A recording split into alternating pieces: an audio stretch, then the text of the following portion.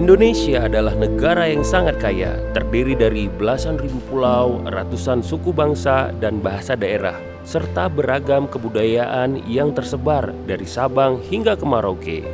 Salah satu yang membuat Indonesia menjadi daya tarik adalah keragaman, keindahan, eksotisme kreativitas yang terbalut dalam seni dan budaya di setiap daerah.